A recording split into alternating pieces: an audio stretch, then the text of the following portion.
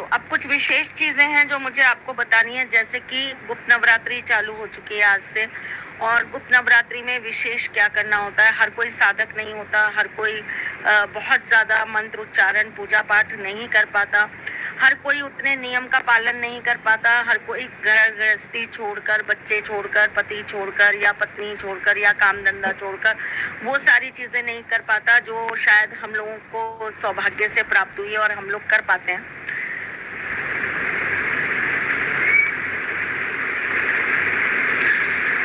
परंतु उसके बावजूद भी क्या ऐसा हम कर सकते हैं जिससे हमें माँ की कृपा प्राप्त हो और गुप्त नवरात्रि में हम जो भी पूजन करें, इवन अगर हम सिर्फ माँ का नाम ही ले रहे हैं या हम सिर्फ और सिर्फ दुर्गा चालीसा ही पढ़ लेते हैं, अगर हम केवल और कुछ नहीं कर पा रहे तो हम 11 बार माँ का नाम जाप कर लें और हम माँ को सिर्फ स्मरण कर लें और मानसिक रूप से उनका पूजन कर लें, तो भी हमको बेस्ट से बेस्ट रिजल्ट्स मिल जाए, बेस्ट रिजल्ट मिल जाए। उसके लिए हमें क्या करना है, ठीक। तो अब मैं आपको बता देती हूँ।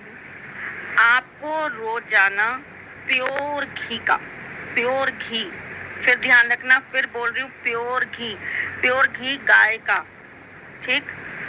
प्योर गाय के घी का दीपक आपको जलाना है और उसके अंदर आपको 2 कमलगट्टे, इलायची होती है ना, उसके 5 दाने निकाल लेना, उसके 5 दाने, 1 बादाम,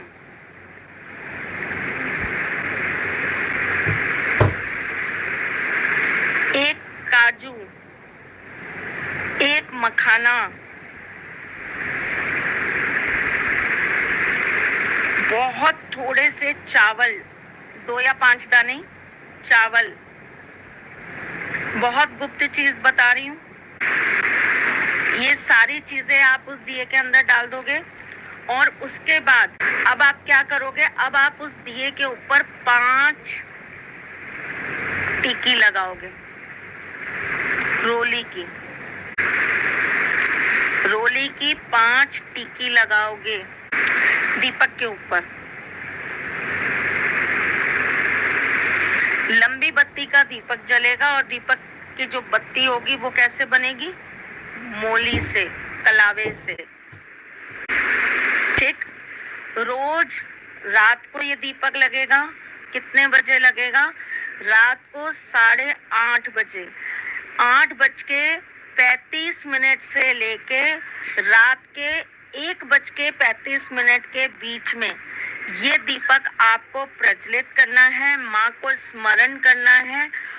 चाहे आप माँ का 11 बार सिर्फ और सिर्फ माँ बोलकर ही आप स्मरण कर लो, नहीं तो आप क्लीम मंत्र का जाप कर लो, नहीं तो आप बहुत सारे दुर्गा माँ के मंत्र हैं, किसी भी मंत्र का जाप कर लो, 10 महाविद्याओं का जाप कर लो, माँ कामाख्या का जाप कर लो, माँ तारा का जाप कर लो, माँ बगलामुखी का जाप कर लो, 11 बार कर लो, 5 बार कर लो, 7 बार कर लो, 108 बार कर लो, 11 माला कर लो, 51 माला कर लो, जितना आपसे हो पड़ता है उतना कर लो। लेकिन ये करना आपके जीवन के लिए एक बहुत बड़ा बदलाव लेकर आएगा।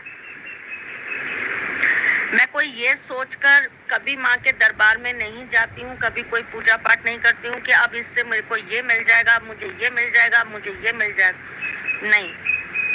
मैं सिर्फ अपनी भक्ति, अपना भाव उनको अर्पित करने जाती हूँ, फिर जो मेरे भाग्य में लिखा होता है वो माँ वो मुझे दे देती हैं। तो देखिए, आपको भी अपने जीवन के अंदर कुछ तो देना ही पड़ेगा ना।